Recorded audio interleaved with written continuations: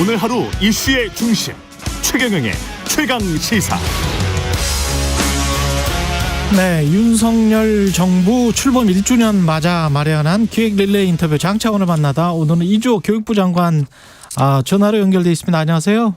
네, 안녕하세요. 예, 지금 최근 이슈부터 좀 살펴보면 취업 후에 학자금 상환 특별법 개정안, 이게 국회 상임위를 통과했는데, 그러니까 뭐 취업을 했다가 뭐 실직된 사람이 계속 학자금을 갚으려고 하면은 굉장히 힘드니까 이거 이자를 면제해 주자 뭐 이런 내용 같은데요. 네네. 그 취업 후 학자금 상환 제도라는 것이 이제 예. 그 학생들이 이제 공부할 때 이제 학자금을 대출을 하면 예. 당장 이제 취업이 안 되는 경우가 많지 않습니까? 그런 경우도 그래서 있고요. 이제 예. 일정 소득 이상의 취업이 되면 그때부터 이제 갚게 하는 거거든요. 예. 네, 그리고 이제 이자 같은 경우에도 기초나 차상위 또 다자녀 같은 경우에는 면제를 해주고 있습니다. 이미 그래서 예. 해주고 있는데 이번에 이제 야당이 8분위까지, 8분이라는 거는 소득 8분위는 예. 뭐 그 월 한 1,000만 원이 넘는 상위 소득자들이거든요. 예. 거기까지 이제 확대해서 이자를 면제해 주자는 것인데요. 10분위 중에서 8분위까지. 그렇죠. 예. 네네. 그래서 이건 좀 너무 지나치고, 예. 특히 이제 뭐 대학에 진학하지 않는 고졸자들도 많이 있지 않습니까? 예. 그리고 이제 또 소상공인 같은 경우에도 대출 수요가 많고요. 그래서 그런 분들하고 비교했을 때 형평성 문제가 있고요. 또 이제 이 제도 자체가 사실 이자도 면제해주고 또 되갚는 기간도 이제 상당히 이제 유예를 해주는 건데, 예. 이것까지 이제 얹히게 되면 재정 안정성이 이제 과도하게 위협될 수 있다 이렇게 생각합니다. 그래요. 그러면 네. 근데 이자를 면제해 주는 거는 왜 장관님 너무 잘 아시겠습니다만은 바이든 네네네. 대통령 그 학자금 관련해서 탕감 법안 뭐 미국 민주당과 공화당도 많이 이거 가지고 논란을 빚긴 했습니다만은 정책이 시행됐었던 걸로 제가 알고 있는데요.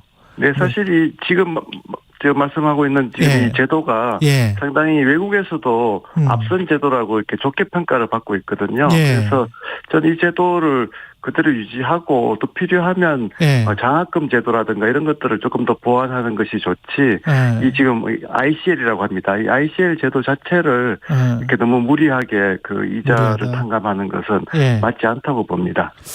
그렇군요. 예. 네네. 다른 이슈로 넘어가 보겠습니다. 네네. 예. 출범 1주년 지났는데 원래 대통령이 노동연금 교육 분야 이 3대 개혁이 국정 과제였거든요. 네네네. 교육 3대 개혁은 그 중에 핵심일 것 같은데 1년 동안 네. 뭐가 좀 진행이 잘 됐습니까? 네, 저는 이제 일단은 교육개혁의 시급성과 중요성에 대해서 네. 그래도 많은 공감대와 지지가 있었다고 생각을 합니다. 뭐 여야 할 것 없이요. 그래서 정말 교육개혁 3대 개혁에 잘 포함시켰다는 말씀들 많이 들었고요. 네. 이제 중요한 방향들도 이제 많이 정해졌습니다.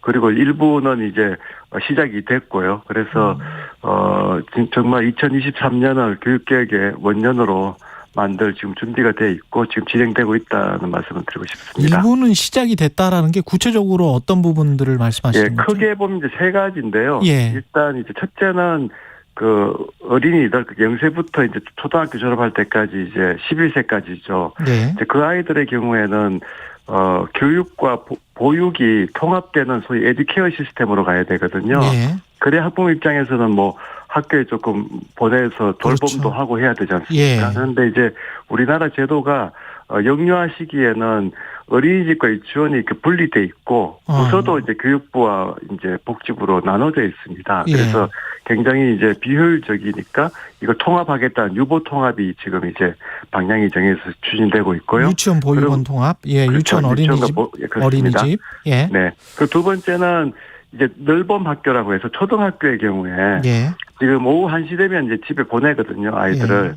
근데 이게 너무 이제 이런 시간이라서 사실 선진국은 한 서너 시까지 아이들이 이제 학교에서 뭐 스포츠도 하고 그렇죠. 오케스트라도 예. 하고 그렇습니다. 그래서 예. 그런 거를 좀 많이 강화해가지고 이제 늘봄 학교 체제를 이제 확립하면 그러면 0세부터 11세까지는 정말 좀 부모님들이 마음 놓고 좀 학교에 맡기는 그런 체제를 구축하려고 하는 것입니다. 예. 근데 네네. 아까 말씀하신 유보통합 같은 경우는 네네. 그 지금 어떤 이익이 좀 엇갈리는 측면들이 좀 있잖아요. 네, 사실 유보통합이 역대 정부에서 다 추진을 했었는데요. 예. 저는 이제 이번 정부가 하는 수순이 맞다고 봅니다. 우리가 지금 하는 거는 예. 부처 통합, 부처 일원화를 가장 먼저 시작했거든요. 부처 그래서 지금 일원화부터? 예, 교육부와 복지부를 이제 복지부에 있는 사항을 다 이양해서 예. 이제 교육부 일원화로 갑니다. 그래서 지금 이미 교육부에 이제 그 유보통합 추진단이 설립이 됐고요. 거기에 복지부 국장님이 지금 와서 일을 하고 있습니다. 아, 그렇군요. 그래서 이제 연말까지는 복지부에 1국 3과가 있는데 그게 다 이제 이양이 됩니다. 그러면 일단은 교육부가 이제 전체를 총괄하게 되는 거죠. 어린이집까지도. 예. 그리고 내년에는 이제 지역으로 가면 또 그게 교육청과 지자체 간에 또 분리가 돼 있거든요. 예. 그러니까 시청이나 도청에 있는 기능이 이제 교육청으로 또 이관이 됩니다. 그래서 중요한 거는 이런 이제 행정과 재정을 일원화를 빨리 먼저 해야지. 예. 그 다음에 이슈들이 뭐 이제 아시겠지만 교사의 자격을 통일한다든가 어린이집의 운영 체계를 통합한다든가 이런 것들이잖아요. 예. 네, 근데 그런 것들이 사실은 과거에는 그런 것들을 먼저 하고 난 다음에 마지막에 부처 통합을 하려고 하다 보니까 결국 이제 이익단체들의 다른 이견들이 오히려 정폭돼서 결국은 부처 간에 이제 이견이 좁혀지지 않았던 거거든요. 예. 그래서 일단 정부가 책임 있게 먼저 정부 부서를 통합하고 예. 또 지역 단위에서는 교육청과 지자체의 기능을 행정 기능 또 재정 기능을 통합한다는 것으로 이제 가닥을 잡고 시작이 됐습니다. 그래서 전 이번에는 반드시 통합할 수 있다 이렇게 생각을 합니다.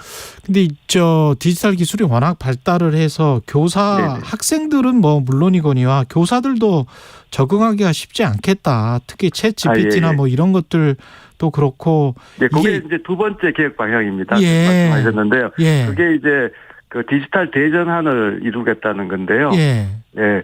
사실 뭐 큰 변화죠. 지금 뭐 교육의 대격변기입니다. 어떻게 보면. 예. 아이들은 잘 하거든요. 디지털 기술 챗GPT까지 잘 하려고 하는데 예. 문제는 이제 교육기관들이 적응이 어렵거든요. 예. 그래서 이제 저희가 이제 제일 먼저 시작한 것이 AI 디지털 교과서를 도입하겠다는 것입니다. 이제 쉽게 이야기하면 지금 2025년 첫 학기부터 이제 영어, 수학, 정보교과 세 과목은 이제는 이제 물론 이제 병행을 하겠죠. 초기니까. 그렇지만 이제 디지털 교과서가 도입이 되는데요. 그렇게 되면 교실에서 아이들이 이제 그 디지털 AI 디지털 교과서는 클라우드에 있습니다. 그러니까 예. 클라우드라는 걸 아시겠지만 이제 그 접속을 하는 거잖아요. 그렇죠. 접속을 하게 되면 아이들이 이제 디지털 교과서를 불러오게 되는데 1인 1디바이스는 당연히 이제 제공이 되는 거고요. 그렇지만 클라우드에 접속하는 디바이스는 복잡한 사양이 아니기 때문에 뭐 경제적으로 재정적으로 크게 부담이 되는 건 아닙니다. 그래서 이제 그렇게 해서 접속을 하게 되면 사실 그 접속된 교과서의 기능이 소위 말하는 AI 튜터링 기능이 있습니다. 개인 교습을 하는 기능이죠. 그래서 교실에서 수학을 수업을 하는데 20명이 앉아 있는데 20명이 디지털 교과서를 열면 각각이 보는 페이지가 틀리게 됩니다. 그렇겠네요. 왜냐하면 예. 그 AI는 그 개인의 역량을 다 측정하고 거기에 맞는 이제 컨텐츠를 제공할 수가 있잖아요. 그렇게 되면 교실에서 같은 한 교실이지만 수학 시간이다 그러면 수학을 사실은 아이들 수준이 다 틀리거든요. 그러면 예. 수준에 맞게 공부를 하게 되고 교사는 단순히 지식 전달은 이제 AI 교과서가 있으니까 이제는 뭐 프로젝트라든가 아니면 뭐 활동을 한다든가 이런 식으로 해서 훨씬 더 이제 고차원적인 역량, 사회 정서적인 역량을 키울 수 있게 되는 거죠. 근데 제가 그 좀 우려되는 거는 장관님도 네네. 박사학위 받으실 때 그 인쇄물을 주로 보셨을 거 아니에요? 그렇죠. 네. 근데 그 인쇄물을 봤을 때 사람의 집중도와 너무 잘 아시겠지만 디지털 화면을 봤을 때 사람의 집중도가 네네. 차이가 많이 나고 그다음에 이게 하면 할수록 디지털 화면을 보면 볼수록 좀 학습 능력이랄지 좀 창의력이랄지 이런 것들이 떨어지는 거 아니냐라는 그런 우려 그런 그런 것들도 좀 있지 않습니까? 그런 것들이 이제 뭐 계속 문제 제기가 되고 또 해결이 되고 하는 그 과정에 있습니다. 그래서 그래요. 사실 그 디지털 기술을 디지털 교과서를 도입할 때 이 교과서를 아이들이 하루 종일 봐라 그게 아니거든요.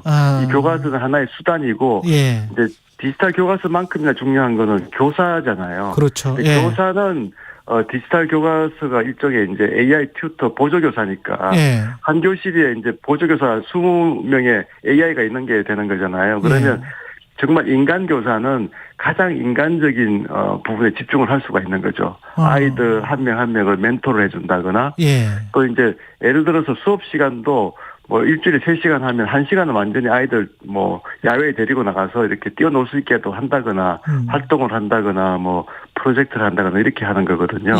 그래서 이 AI 기술이라는 거는 어디까지나 그 교사에 대한 보조 수단이고 또 교육에 있어서 인간적인 역량을 키워주는 거에 있어서 하나의 보완적으로 지식 전달 부분을 워낙 잘하기 때문에 그쪽을 이제 맡길 수가 있게 되는 거죠. 근데 카이스트도 뭐 이거 허용했다고 그러는 것 같은데 챗GPT나 뭐 이런 것들을 교수님들이. 근데 이게 좀 어느 정도 성인 학생들하고 아이들하고 이 공정성 문제랄지 여러 가지로 이 교재를 다루는 방법이 좀 다를 것 같은데 어떻게 보십니까? 챗GPT가 사실 그 답변을 너무 잘하니까요.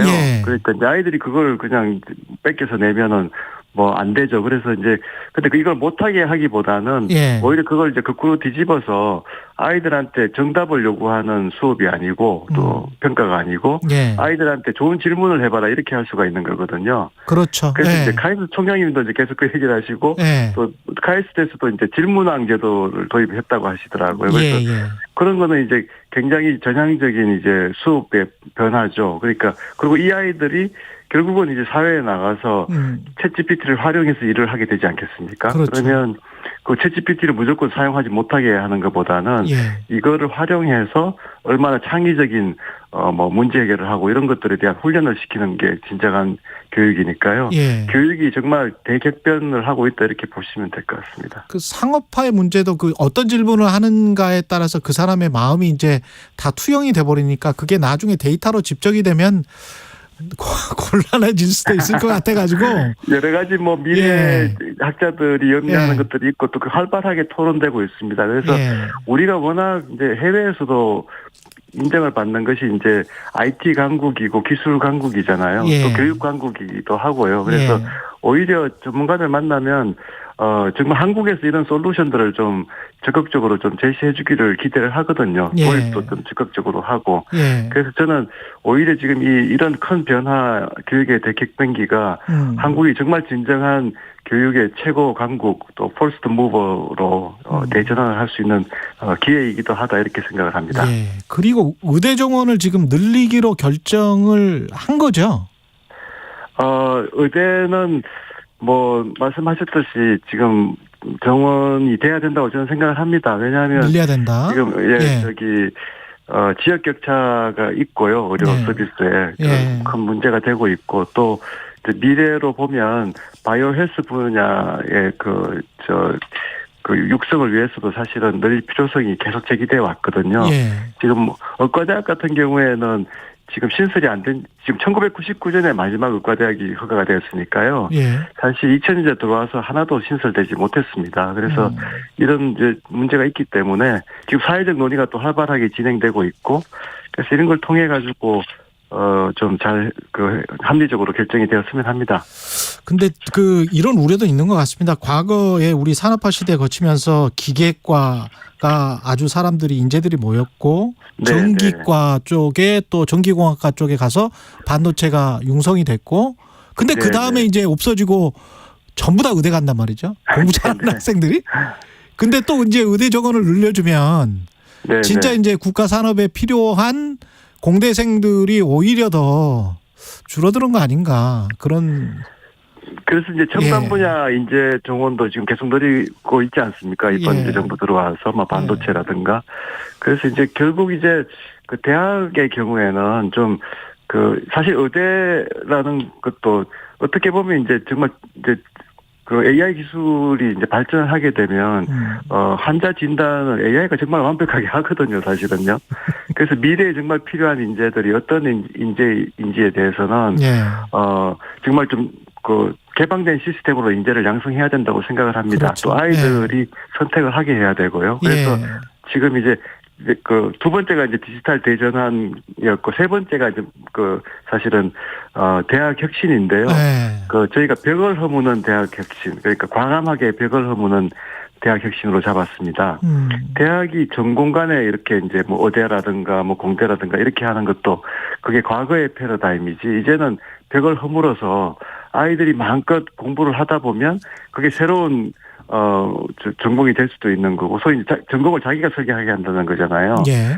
그리고 이제 그런 이제 정말 이제 새로운 혁신은 전공 간의 융합에서 많이 나오기 때문에 한 전공만 파는 것보다는 두세 개의 전공을 섭렵해서 새로운 혁신을 하게 한다든가 이런 것들이 훨씬 더 중요해지기 때문에 대학 교육에서 이제 전공의 벽을 허물자는 것이 큰 세계적인 추세입니다. 예. 그리고 이제 교수들만 해도 뭐 2학년 뭐 경제학 박사를 받았다 그러면 임용을 할 때 이제 경제학과로만 임용하는 것이 아니고 조인트 어포인트먼트라고 해서 뭐 경제학하고 뭐 컴퓨터 사이언스를 같이 할 수 있는 거죠. 경제학의 원리가 컴퓨터 사이언스도 적용될 수가 있거든요. 그렇게 했을 때 진정한 또 새로운 혁신이 나오기 때문에 지금은 대학이 이제는 연구하고 교육하고 하는 곳이었지만 이제는 혁신의 허브가 돼야 되거든요. 이제 미국이 사실은 이제 세계의 이런 혁신을 리드하는 가장 큰 원동력은 대학에 있지 않습니까? 그래서 대학의 벽을 허물어서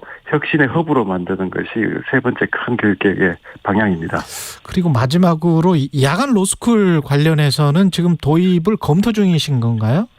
네, 지금 이제 연구 용역을 맡겨놓은 상태고요. 예.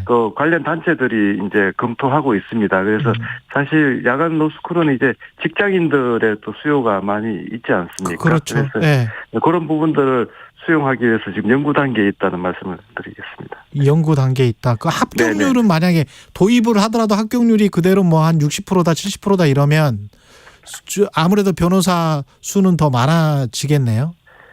네, 그 부분까지도 다 함께 아마 검토하고 있는 것으로 알고 있습니다. 네. 그래요. 예. 네네. 말씀하시기가 좀 곤란한 것 같은데. 예.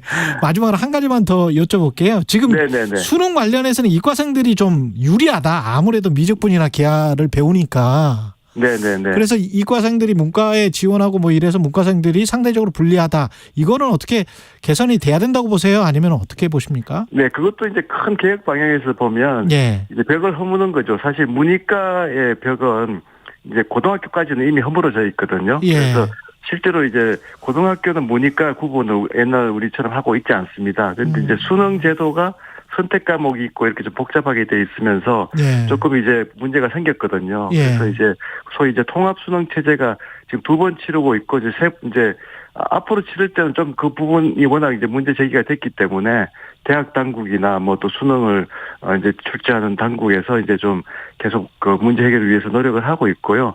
근본적인 해법은 이제 만약에 대학에 전공벽이 허물어지면 이제 학생을 모집할 때도 사실은 이제 무전공으로 모집할 대학들이 많아질 거거든요. 그렇게 되면 이제 근본적으로 그 문제가 해소되겠죠. 네. 그리고 마지막으로 간호조무사 학력 제한 철폐 요거는 교육부는 반대한다는 언론 기사가 있더라고요.